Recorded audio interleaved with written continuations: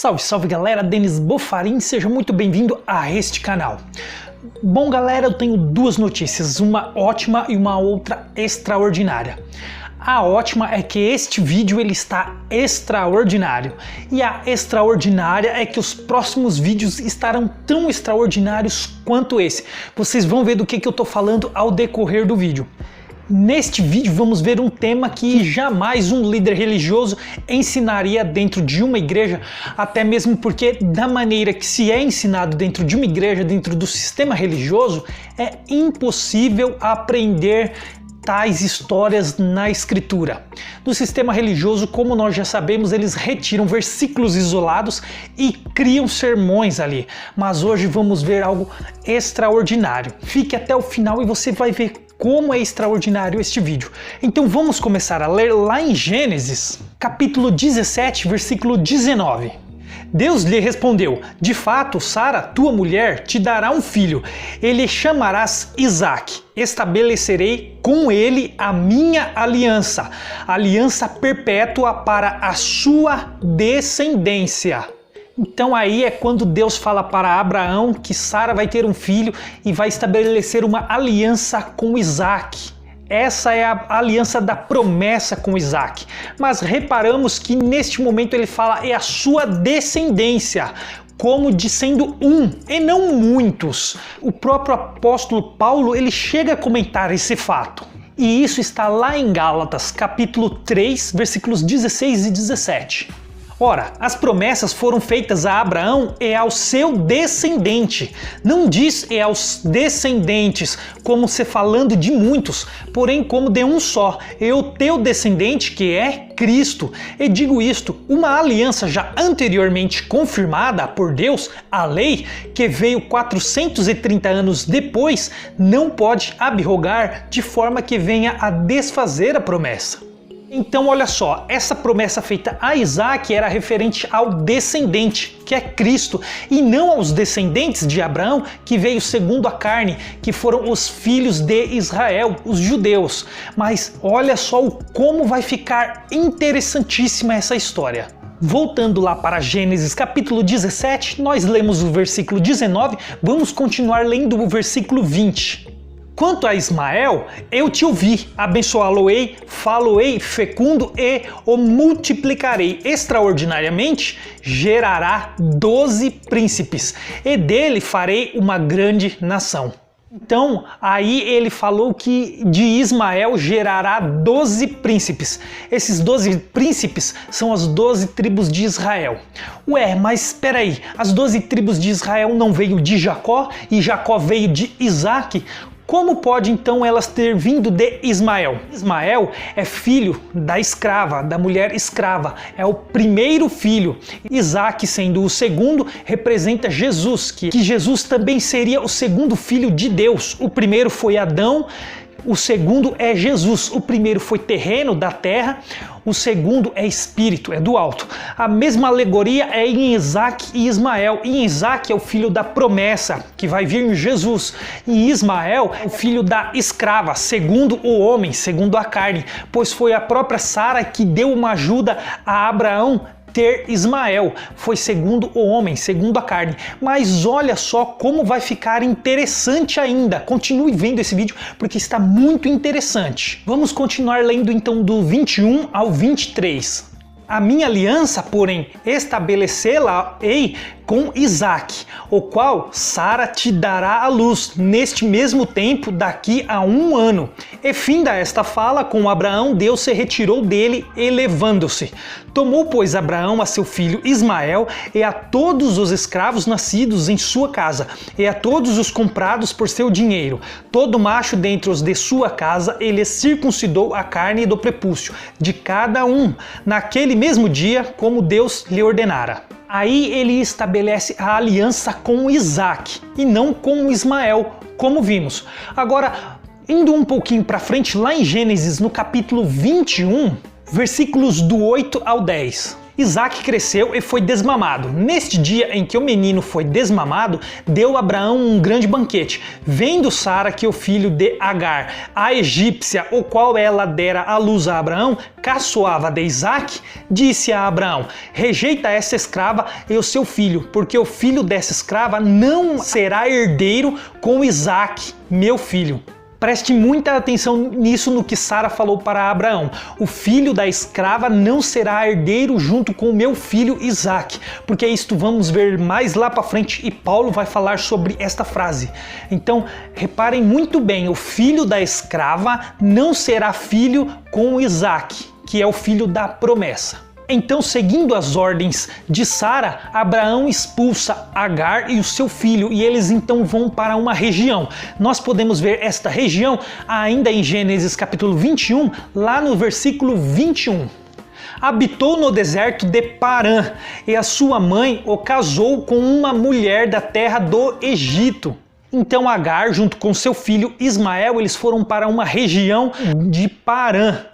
Em Números 13, versículos 25 e 26, diz assim: ao cabo de 40 dias, voltaram de espiar a terra. Caminharam e vieram a Moisés e a Arão e a toda a congregação dos filhos de Israel no deserto de Parã, a Cádiz. Deram-lhes conta a eles e a toda a congregação e mostraram-lhes o fruto da terra. Essa região do deserto de Parã era uma região do Monte Sião, onde Moisés ele recebeu as leis de Deus ali, os 10 mandamentos, onde haveria de acontecer algo muito importante. Ismael viria a representar a descendência de Abraão pela carne, ou seja, todo o povo da lei, os judeus, todas as tribos de Israel. Mas olha só, vamos continuar que ainda vai ficar muito mais interessante. Em Gênesis 22, no versículo 2, Deus então ele pede para Abraão fazer um sacrifício, que seria Isaac. Acrescentou Deus: toma o teu filho, o teu único filho, Isaac, a quem amas, e vai-te à terra de Moriá.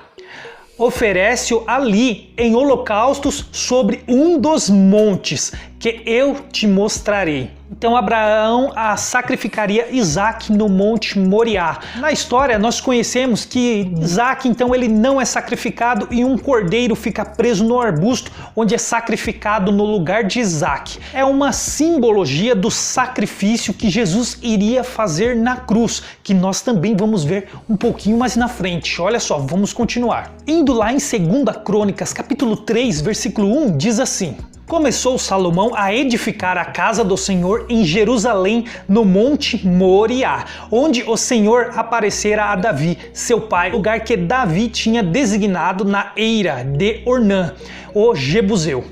Então, no Monte Moriá, Salomão constrói a casa de Deus. Nós sabemos que essa casa era Jesus, mas Salomão, entendendo que ele era o descendente que construiria a casa, ele então constrói o templo de Salomão nesse Monte Moriá, exatamente no monte onde Abraão sacrificaria Isaac. E ali então não houve o sacrifício de Isaac, mas houve o sacrifício do cordeiro. O templo de Salomão foi construído exatamente neste monte onde Abraão sacrificaria Isaac. Então olha só, agora é que vai começar a ficar surpreendente, muito interessante. Vamos lá para Hebreus, capítulo 11, versículos do 17 ao 19. Pela fé, Abraão, quando posto à prova, ofereceu Isaac e estava mesmo para sacrificar o seu unigênito, aquele que acolheu alegremente as promessas, a quem se tinha dito: em Isaac será chamada a tua descendência, porque considerou que Deus era poderoso até para ressuscitá-lo dentre os mortos, de onde também figuradamente o recobrou. Então olha só, aquilo foi uma figura da ressurreição de Cristo. Isaac ele seria sacrificado, mas ele não foi, e um cordeiro foi sacrificado em seu lugar. Aquilo seria uma figura da ressurreição, mas de que Cristo faria no futuro. Em João capítulo 1, versículos do 10 ao 14. O Verbo estava no mundo, o mundo foi feito por intermédio dele, mas o mundo não o conheceu. Veio para o que era seu, e os seus não o receberam. Mas a todos quantos o receberam, deu-lhes o poder de serem feitos filhos de Deus, a saber, aos que creem no seu nome, os quais não nasceram do sangue, e nem da vontade da carne, nem da vontade do homem, mas de Deus. E o Verbo se fez carne e habitou entre nós, cheio de graça e de verdade. E vimos a sua glória, glória como do unigênito do Pai. Então o Verbo se fez carne e veio para os seus, mas os seus não o conheceram, os seus o rejeitaram. Então deu o poder de serem feitos filhos de Deus todos aqueles que creem nele. Então, todos aqueles que creem em Jesus são filhos pela fé em Abraão, pela promessa que foi feita a partir de Isaac. E aqueles que são filhos segundo a carne e o sangue, aqueles não são verdadeiramente filhos de Deus. Foram um povo de Deus e descendência de Abraão pela carne. Agora, aqueles que creem em Cristo são descendência de Abraão pela promessa, pela fé em Cristo. Esses são os verdadeiros filhos de Deus. Romanos capítulo 9, versículos do 6 ao 9. E não pensamos que a palavra de Deus haja falhado, porque nem todos de Israel são de fato israelitas, nem por serem descendentes de Abraão são todos seus filhos, mas em Isaque será chamada a tua descendência. Isto é, esses filhos de Deus não são propriamente os da carne, mas devem ser considerados como descendência os filhos da promessa, porque a palavra da promessa é esta: por esse tempo virei e Sara terá um filho. Então, os verdadeiros filhos de Deus são os filhos da promessa, que são aqueles da cruz de Cristo para frente, aqueles que creem em Cristo, aqueles que estão na graça, e não aqueles que vieram da carne, que foram a descendência de Abraão e que foram os judeus, foram as tribos de Israel. Eles não foram feitos filhos de Deus, eles foram feitos filhos da carne, representando Adão, que foi a primeira descendência. Isaque, então, filho da promessa, ele representa Jesus. Então, todos aqueles que é nascido da promessa depois de Jesus, aqueles que creem em Jesus, estes são os verdadeiros filhos de Deus. Gálatas, capítulo 4, versículos do 22 ao 31.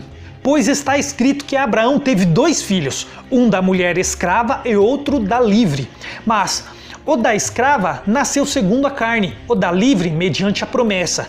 Estas coisas são alegorias, porque estas mulheres são 2 alianças. Uma, na verdade, se refere ao Monte Sinai, que gera para a escravidão. Esta é Agar. Ora, Agar é o Monte Sinai, na Arábia, e corresponde a Jerusalém atual, que está em escravidão com seus filhos. Mas a Jerusalém, lá de cima, é livre, a qual é nossa mãe.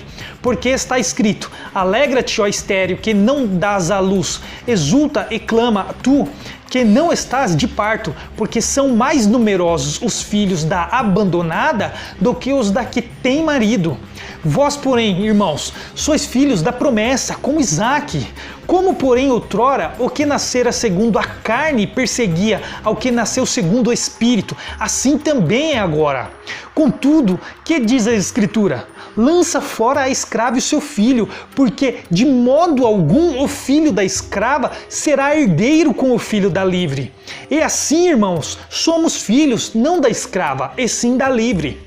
Então, esse momento que Paulo ele se refere àquele momento em que Sara ele pede para a mulher, para Agar, para que tem Ismael ir embora, e ele não, porque Ismael não seria herdeiro junto com Isaque. Então tudo isto foi uma alegoria durante os tempos, o tempo da lei representado por Agar, por Ismael, e a graça de Cristo representado por Sara, por Isaque, Isaque o filho da promessa, no qual se findaria em Jesus. Então os filhos da lei, eles não podem ser herdeiros junto com os filhos de Deus na graça. Então todos aqueles que se submetem na lei, eles não podem ser filhos de Deus, eles não herdarão a promessa junto com os filhos na graça, os filhos de Deus na graça. visto que hoje o sistema religioso faz as pessoas se submeterem à lei de Moisés e nem cumpri-la toda. Falam que a lei não foi abolida, mas é claro que a lei não foi abolida, apenas transformada. A lei foi aperfeiçoada para uma nova aliança, que é a graça. A aliança da lei era antiga, ela se foi, agora uma nova aliança, uma aperfeiçoada, uma aliança perfeita em Cristo foi estabelecida segundo a promessa e não mais segundo as transgressões do povo, que foi a lei dada por intermédio de anjos a Moisés. Lucas 16:16. A lei e os profetas vigoraram até João. Desde esse tempo vem sendo anunciado o evangelho do reino de Deus, e todo homem se esforça por entrar nele. Então a lei e os profetas foram anunciados até João. Esse foi o tempo da lei, representado por Agar e Ismael. Depois que veio Cristo, ele herdou as promessas de Isaac. A graça, então, pertence aos filhos de Deus, aqueles que creem em Cristo. Então a graça, a lei passou, agora é a graça, estamos na graça, anunciando o reino de Deus. Nós já estamos nesse reino. Lucas capítulo 17, versículos 20 e 21.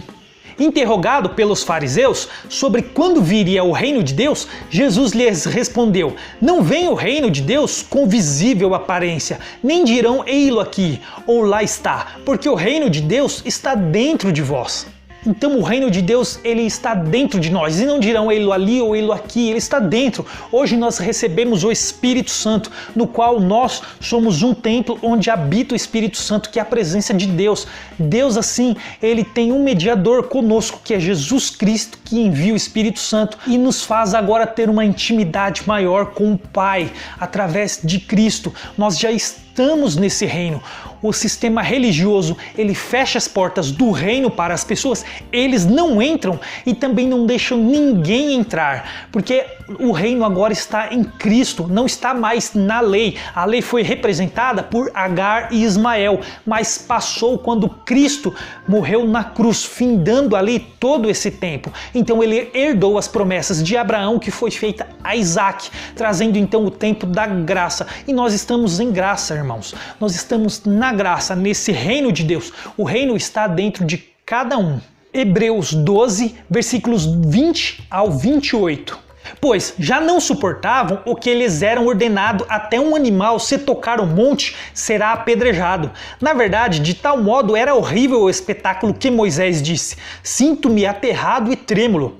Mas tens chegado ao monte Sião e à cidade do Deus vivo, a Jerusalém celestial, e a incontáveis hostes de anjos, e a universal assembleia, e a igreja dos primogênitos arroladas nos céus, e a Deus, o juiz de todos, e aos espíritos dos justos aperfeiçoados, e a Jesus, o mediador da nova aliança, e ao sangue da aspersão, que fala coisas superiores ao que fala o próprio Abel. Tende cuidado, não recuseis ao que fala, pois se não escaparam aqueles que recusaram ouvir quem divinamente os advertia sobre a terra, muito menos nós, os que nos desviamos daquele que do céu nos adverte. Aquele cuja voz abalou então a terra, agora porém ele promete, dizendo: ainda uma vez por todas farei abalar não só a terra, mas também o céu. Ora, esta palavra ainda uma vez por todas significa a remoção dessas coisas abaladas, como tinha sido feitas para que as coisas que não são abaladas permaneçam. Por isso, recebendo nós um reino inabalável, retenhamos a graça, pela qual sirvamos a Deus de modo agradável, com reverência e santo temor. Então, recebendo um reino que não pode ser abalado, retenhamos a graça.